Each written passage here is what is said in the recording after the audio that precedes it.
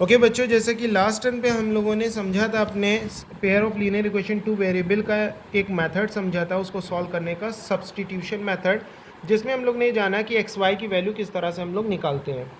मैंने आपको बताया था कि pair of linear equation two variable को सॉल्व करने के 4 मेथड होते हैं, एक सब्स्टिट्यूशन, एक एलिमिनेशन मेथड, ठीक है ना, एक क्रॉस मल्टीप्लाई एंड एक ग्राफिकल मेथड। लास्ट क्लास में मैंने आपको सब्स्टिट्यूशन मेथड को बताया क्या होता है और उससे एक्स वाई की वैल्यू कैसे निकालते हैं। आज मैं बताऊंगा एलिमिनेशन मेथड, जैसा कि ये लिखा हुआ है, ठीक है। इसको इस मेथड से किस तरह से एक्स वाई की वैल्यू निकालते हैं, फिर ग्राफिकल बताऊंगा, फिर क्रॉस मल्टीप्लाई बताऊंगा। एंड क्रॉस मल्टीप्लाई बोर्ड के लिए बहुत इंपॉर्टेंट है। आप इन चारों मेथड से एक्स वाई की वैल्यू निकाल सकते हो, और कोई भी मेथड यानी इक्वेशन को सॉल्व करके एक्स वाई की वैल्यू अगर निकालने को मैं कहूँ तो आप कोई भी चारों मेथड लगा दो, आंसर सेम आएगा।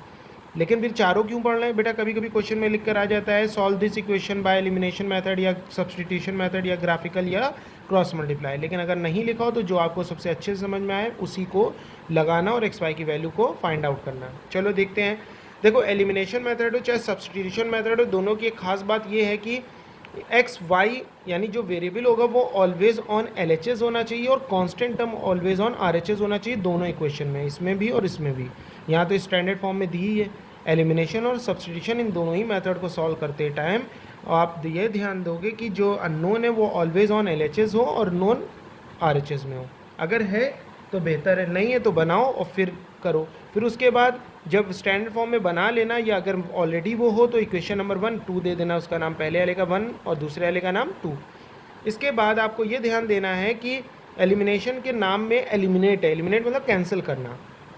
अब चाहो आप x को कैंसिल करो या y को, अब आपको ये डिसाइड करना है कि किसको कैंसिल करें, x को कि y को, ठीक है। अब आप हमको बता दो कि किसको कैंसिल करना चाहते हो, x को कि y को। आप जिसको कहो उसको मैं कैंसिल कर दूँ। चलो x को कैंसिल करते हैं, ओके। जैसा कि आप कह रहे हो x को कैंसिल करने को, तो मैं x को कैंसिल करता हूँ, ठीक है। आप y को भी कैंसिल कर सकते हो, जिस तरह से मैं x को कैंसिल करना सिखाऊंगा आप चाहो तो वैसे y को भी कर सकते हो। देखो, कोई भी चीज़ को कैंसिल करने का एक ये रूल होता है कि वो दोनों नंबर पहली बात तो सेम होने चाहिए और साइन डिफरेंट होना चाहिए। यहाँ पे x कितना लिखा है 2x और यहाँ कितना लिखा है 3x, दोनों सेम नहीं है। और साइन हमने कहा डिफरेंट होने चाहिए, इसका साइन भी प्लस है, इसका साइन भी प्लस है। तो यहाँ दो बातें आ गई, पहली बात तो वो सेम नहीं है शक्ल में, दूसरी बात उनके साइन डिफरेंट नहीं है, ओके। तो यहाँ पे हमें दोनों चीज़ को अपने पैटर्न पे लाना पड़ेगा। तो देखो कैसे लाएंगे वो सीखते हैं। यहाँ पे सबसे पहले क्या लिखा है 3 और यहाँ क्या लिखा है 2, और मेरा क्या मेन रूल है कि इन दोनों को मुझे शक्ल वाइज सेम करना है।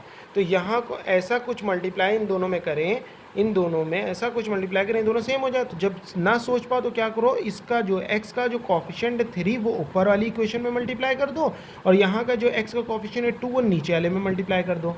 अब एक बात ध्यान रखना, जब इक्वेशन में कोई चीज़ मल्टीप्लाई होती है तो वो पूरी इक्वेशन में मल्टीप्लाई होती है, ना कि सिर्फ उस टर्म में। तो अगर 3 मल्टीप्लाई होगा तो इस पूरे से होगा, 2 मल्टीप्लाई होगा तो इस पूरे से होगा। समझ में आया? मैंने कहा अगर इन दोनों को सेम बनाना हो तो ना समझ पाओ तो क्या करो, इस वाली इक्वेशन का जो x, अगर इन दोनों को सेम कर रहे हो तो इस वाले का जो कॉफिशिएंट है 3 उसको ऊपर में मल्टीप्लाई, और ऊपर वाली इक्वेशन का जो कॉफिशिएंट है 2 उसको नीचे में मल्टीप्लाई करते हैं। लिख देते हैं मल्टीप्लाई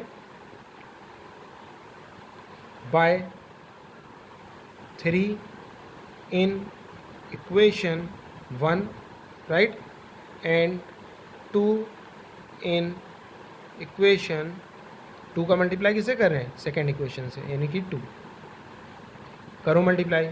3 का मल्टीप्लाई 1 में करना है, तो 3 2 ज़ा 6x प्लस 3 3 ज़ा 9y इक्वल टू 3 5 ज़ा 15 हो जाएगा। पहली इक्वेशन में 3 का कर रहे हैं, और इस इक्वेशन में बताया मैंने ना 2 का करेंगे। क्या कहा था, अगर इन दोनों को सेम करना हो तो इस वाले का जो कॉफिशिएंट है वो ऊपर मल्टीप्लाई और इसका जो कॉफिशिएंट है वो नीचे मल्टीप्लाई।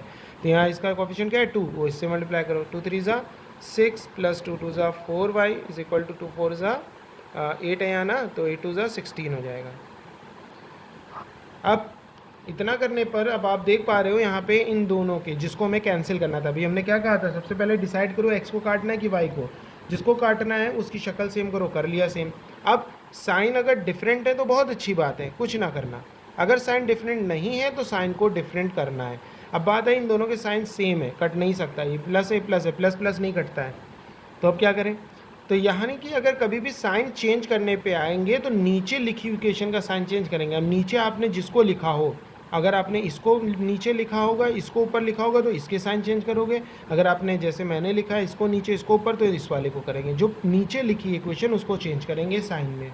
तो साइन चेंज करने का क्या तरीका है, इसका साइन क्या है प्लस, तो नीचे लिख देंगे यहाँ पे माइनस, इसका साइन प्लस है नीचे लिख देंगे माइनस, इसका साइन प्लस है नीचे लिख देंगे माइनस। ओके, अब ये प्लस है ये माइनस है, इसका साइन ओरिजिनल, अब ये रहा इसके साइन ये वाले भूल जाओ। ये माइनस है, प्लस माइनस माइनस कट जाएगा क्योंकि 6 में 6 माइनस करेंगे 0 बचेगा। इसका साइन क्या है प्लस, इसका साइन क्या है माइनस, तो प्लस माइनस माइनस, 9 में 4 जाएगा 5 बचेगा, y वैसे ही रहेगा। 9 का साइन बड़े का साइन लगता है तो 9 बड़ा तो उसका साइन प्लस लगा दिया, इक्वल का साइन लगाया, प्लस माइनस माइनस, हाँ है ना। तो 16 में 15 माइनस करेंगे 1 बचेगा और 16 का साइन बड़ा था ना माइनस, वो लगा देंगे। y इक्वल टू कितना आ जाएगा -1/5।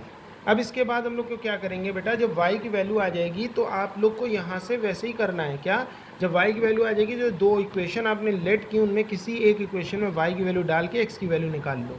तो किस में डालें, जिसमें आप बता दो, हाँ है ना। चाहे इसमें डाल दो, यहाँ भी x और y है, y डालोगे x आएगा, यहाँ भी x और y है, राइट, जो आसान लगे आपको। पुट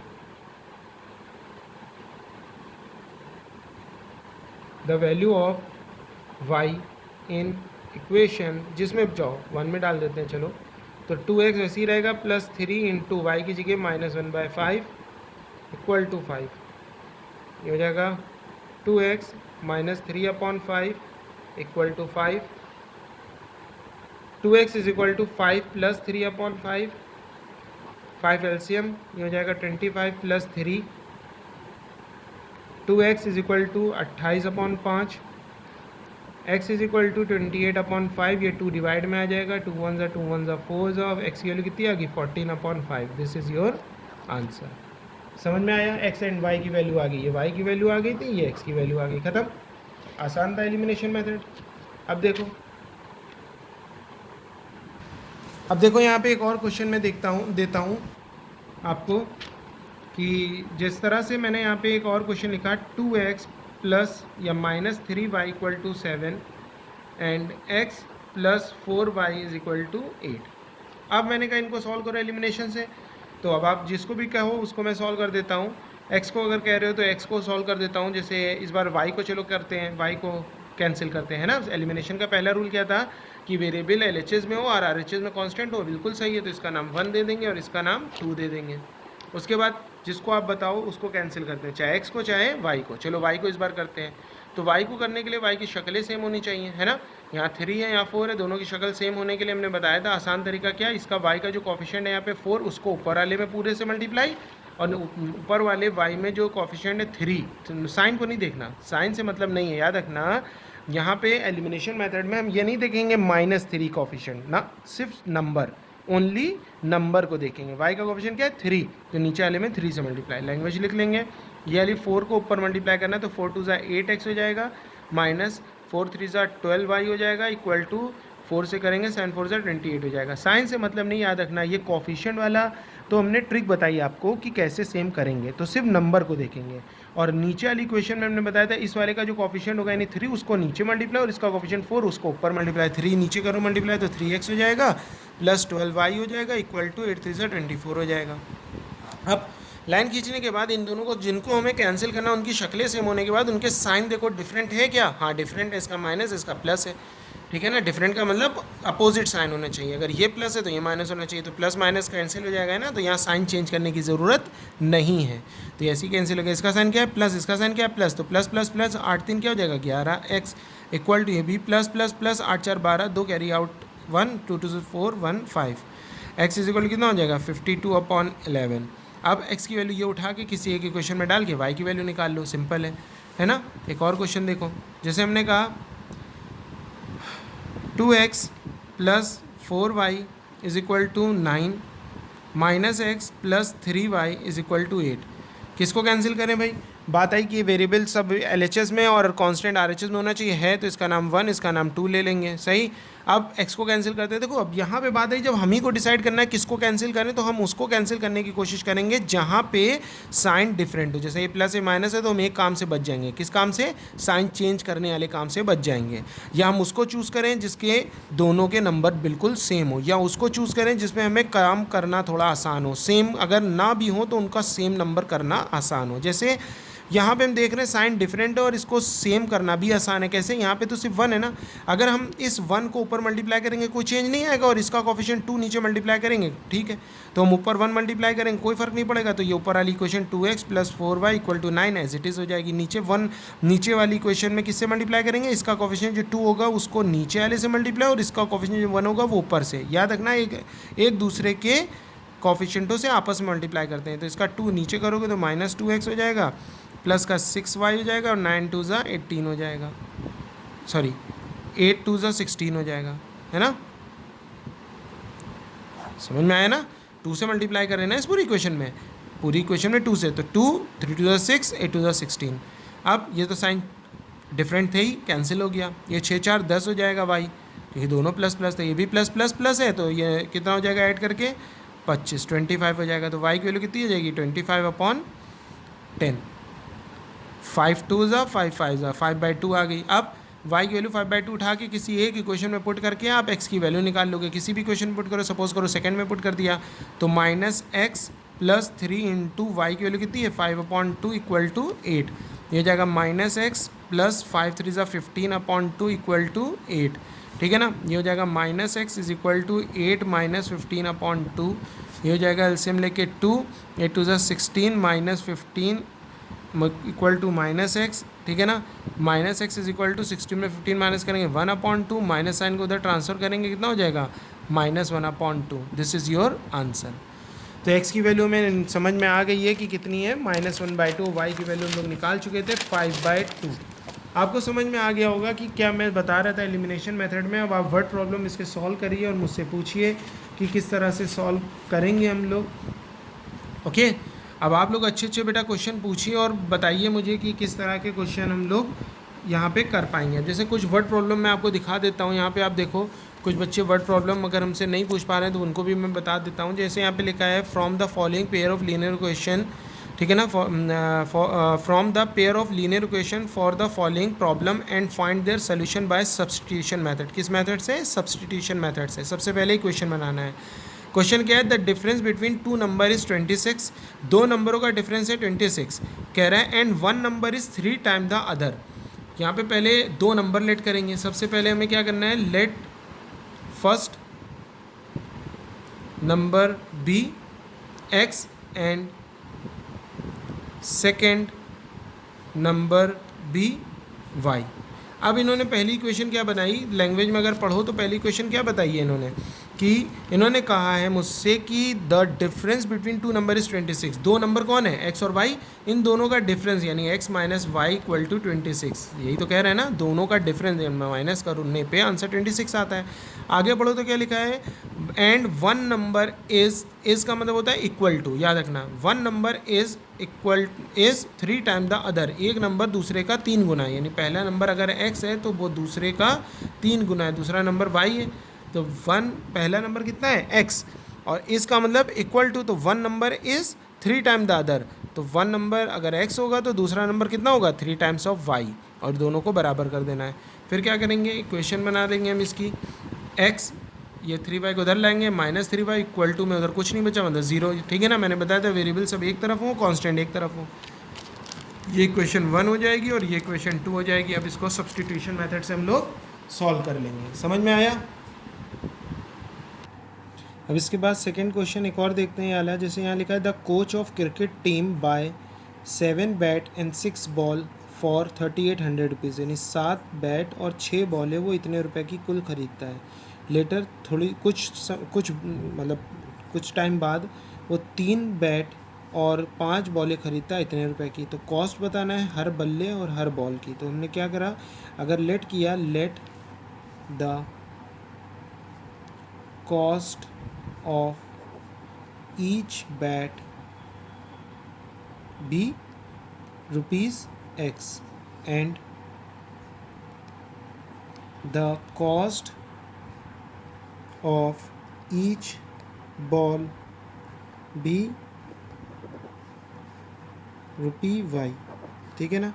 अगर हमने एक बैट की कॉस्ट x लेट कर लिया और एक बॉल की कॉस्ट y लेट कर लिया तो उस हिसाब से 7 बल्लों की कॉस्ट कितनी हो जाएगी? 7x, क्योंकि 8 बैट x रुपए का है तो 7 बैट कितने रुपए के होंगे? यहाँ देखो क्या लिखा है 7 बैट कितने रुपए के होंगे 7x के, और 6 बॉल कितने की होंगी, एक बॉल कितने रुपए की है y रुपए की, तो 7 बॉल कितने की होंगी 6 बॉल 6 y रुपीज़ की। और इन दोनों का टोटल कितना बनता है 3800 रुपीज़। ये तो कह रहा है क्वेश्चन, है ना, कि उन्होंने कहा 7 बल्ले और 6 बॉलें मिला के 3800 रुपये खरीदा। कुछ समय बाद 3 बैट और 5 बॉलें कुल इतने रुपए की खरीदी, तो 3 बैट कितने के होंगे, एक बैट x रुपये का, तो 3x plus 5y is equal to 1750। सही। अब ये दो इक्वेशन हमारे पास बन गई, ठीक है। तो यहाँ पे आप देख पा रहे हो कि यहाँ पे कितना हो जाएगा, ये एक इक्वेशन हमारी ये हो गई और एक इक्वेशन नीचे लिखी है हमारे पास ये, इसको 1 ले लेंगे और इसको क्या ले लेंगे 2 ले लेंगे, और फिर इन दोनों इक्वेशनों को जब हम लोग सॉल्व करेंगे तो हमारे पास आंसर आ जाएगा। अब आप 2 मेथड सीख चुके हो, ठीक है ना, लेकिन इस क्वेश्चन की स्टार्टिंग में यहाँ क्या लिखा था सब्सटीट्यूशन मेथड, तो हम लोग इसी से सॉल्व करेंगे। लेकिन अगर आप चाहो तो एलिमिनेशन से भी करके इसका आंसर चेक कर सकते हो कि क्या वाकई एलिमिनेशन से भी आंसर सेम आ रहा है या नहीं आ रहा है। तो ये हो गए हमारे पास क्वेश्चंस वर्ड प्रॉब्लम्स के, इक्वेशन बस बन जाए क्वेश्चन कंप्लीट हो जाता है, ठीक है। तो क्वेश्चन को समझना है कि क्या लेट करें हम लोग। जैसे यहाँ पे रूट्स वाले भी क्वेश्चन है, √2x plus √3y equal to 0, √3x minus √8y equal to 0, इसको भी सॉल्व करो, ना समझ में आए तो पूछो सब्सटीट्यूशन मेथड से, ठीक है। तो ये वाली एक्सरसाइज को सॉल्व करना है। इसी के साथ साथ अब हमारे पास एलिमिनेशन मेथड भी मैंने आपको पढ़ा दिया, उसके भी वर्ड प्रॉब्लम देखो यहाँ पे एलिमिनेशन मेथड के क्वेश्चन से हमारे पास एक्सरसाइज 3.4 में अभी हम सेंड करेंगे इसको, और इसके यहाँ पे वर्ड प्रॉब्लम देखो कितने बहुत से दिए हैं।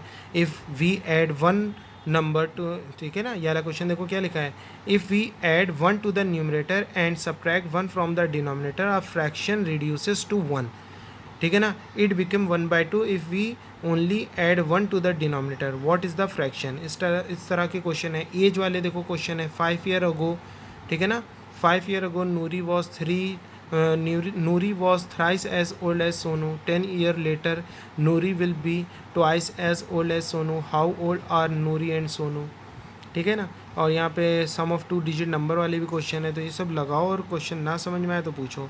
मेन क्या होता है, इक्वेशन अगर आपने बना लिया फिर उसको सॉल्व करने का तरीका क्या है। अभी मैंने आपको 2 तरीके बताए, एक बताया सब्सटीट्यूशन मेथड जो लास्ट क्लास में बताया था, आज एक बताया एलिमिनेशन मेथड। अब इनके क्वेश्चन सॉल्व करिए और बताइए कि कोई दिक्कत हो तो क्वेश्चन को पूछिए।